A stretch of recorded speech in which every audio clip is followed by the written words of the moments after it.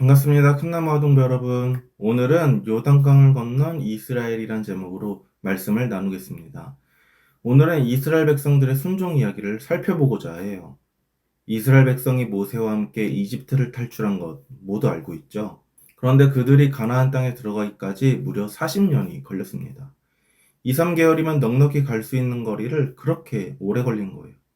그 이유는 이스라엘 백성이 자기들을 인도하시는 하나님을 믿지 않고 가나안의 무장한 군대와 거인들을 두려워했기 때문입니다. 그들은 매번 하나님께 불평과 원망을 쏟아놓았고 한 번도 제대로 순종한 적이 없었어요. 그 결과 그들은 40년 동안 광야에서 살아야 했습니다.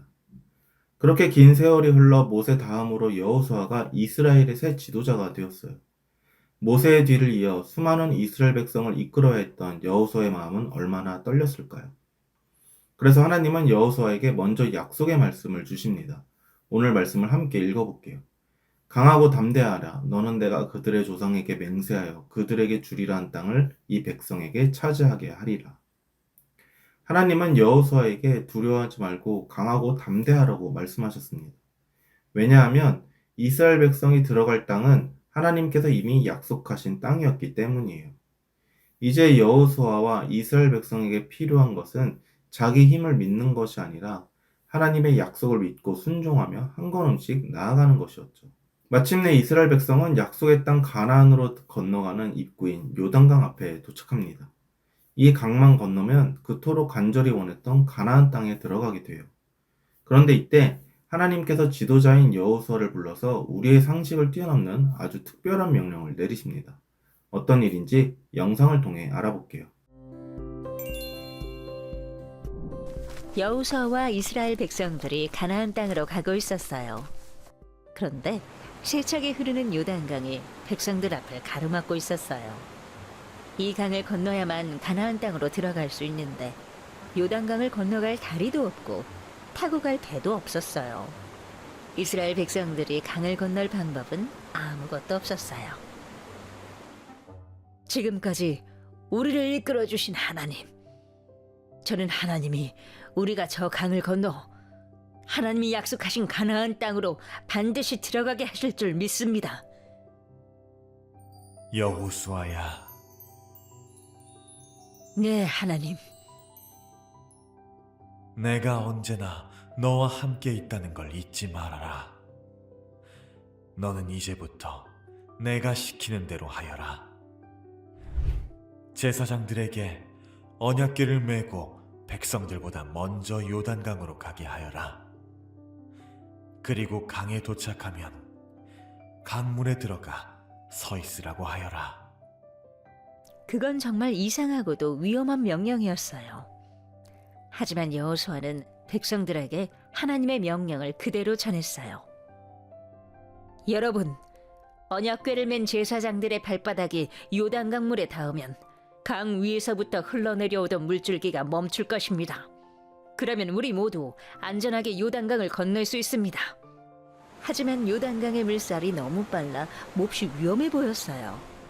여러분은 오늘 하나님이 우리와 함께 계시다는 것을 알게 될 것입니다. 제사장 여러분, 출발하십시오. 제사장들은 명령에 따라 두려움을 이기고 용감하게 발을 떼어 강물로 들어갔어요. 그런데 제사장들의 발이 요단강물에 닿는 그 순간 깜짝 놀랄 일이 벌어졌어요. 세차게 흐르던 강물이 갑자기 멈춘 거예요. 백성들은 요단강을 두 발로 걸어서 건너기 시작했어요.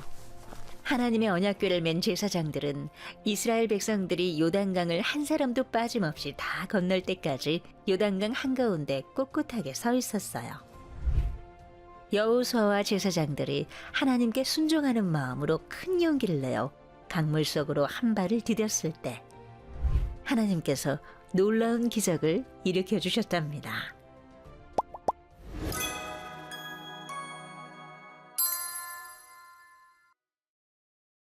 여러분 영상 잘 보았나요? 이스라엘 백성들은 드디어 약속의 땅 앞에 도착했지만 그들 앞에는 요단강이라는 큰 장애물이 가로막고 있었습니다. 심지어 이때는 비가 많이 오는 시기라 강물이 평소보다 훨씬 깊고 물살도 아주 빨랐어요. 건너갈 다리도 없고 탈 수 있는 배도 없는 상황에서 200만 명이 넘는 이스라엘 백성이 안전하게 강을 건너갈 방법이 없어 보였죠. 그때 하나님께서 여호수아에게 특별한 명령을 주십니다. 하나님은 언약궤를 맨 제사장들에게 요단강물에 들어가 발을 담그고 그 자리에 멈춰 서 있으라는 말씀이었어요. 세찬 강물 속으로 들어가라니 너무 이상하고 위험한 명령처럼 들렸지만 제사장들은 어떻게 했을까요? 맞아요. 하나님의 말씀에 순종했어요. 제사장들은 하나님의 말씀에 순종해 언약궤를 어깨에 메고 강가로 나아갔습니다.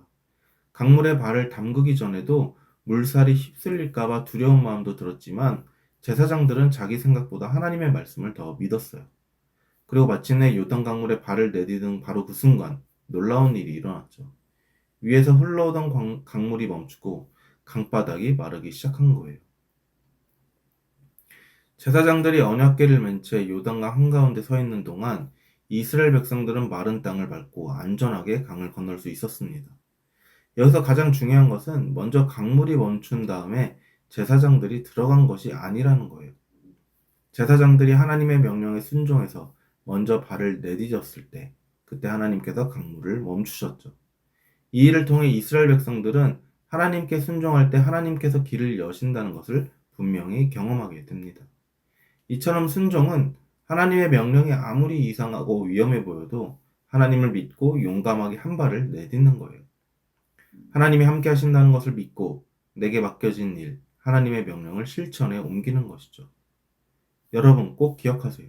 순종은 하나님이 아무리 두렵고 힘든 일을 명령하셨다 할지라도 그것이 하나님이 원하시는 일이고 하나님이 기뻐하시는 일이라면 용기를 내고 결단하여 행동에 옮기는 겁니다.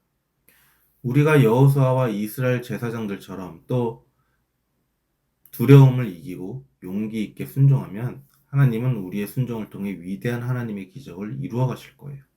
여러분 모두 하나님께 뜨겁게 순종하는 믿음의 신앙인들이 되기를 축복합니다. 기도하겠습니다. 하나님 감사합니다. 때로는 순종이 어려운 것처럼 보일 때가 있습니다. 그러나 하나님 말씀에 의지하여 한 발을 내딛는 신앙인이 되게 하시고 앞길을 여시는 하나님을 경험하는 신앙인이 되게 하여 주시옵소서. 그리하여 순종으로 하나님을 기쁘시게 해드리는 삶을 살게 하여 주시옵소서. 함께 하시면 감사드리며 예수님의 이름으로 기도합니다. 아멘.